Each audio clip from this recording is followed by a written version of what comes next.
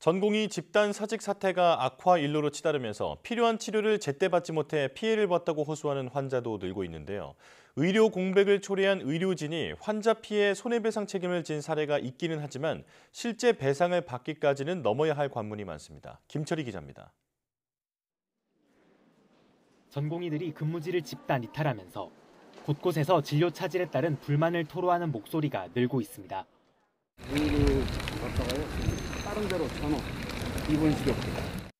만약 수술이나 진료 접기를 놓쳐 환자에게 피해가 발생하면 병원이나 의사에게 민사상 손해배상 책임을 물을 수 있습니다.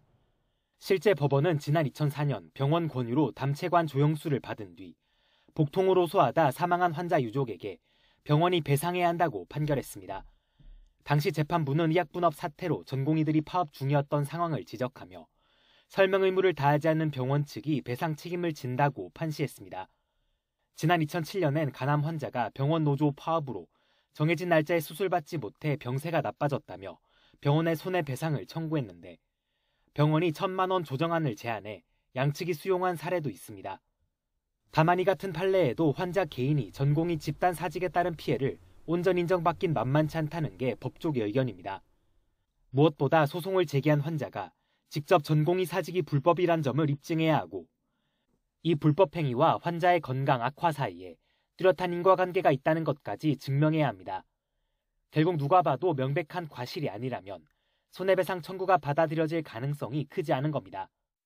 소송이 10건 이루어진다 그러면 그중에 일부, 한두 건의 경우에는 환자가 이길 경우도 있겠지만 대다수의 경우에는 환자가 입증이 어려워서 이기기 어려울 겁니다.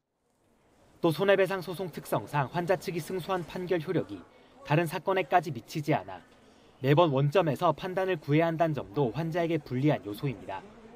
이 밖에도 병원이 사전에 수술이나 진료 연기 가능성에 관해 환자 동의를 받았는지, 수술 동의서에 관련 면책 조항이 포함됐는지 등도 책임 소재를 가릴 세부 요소로 꼽힙니다.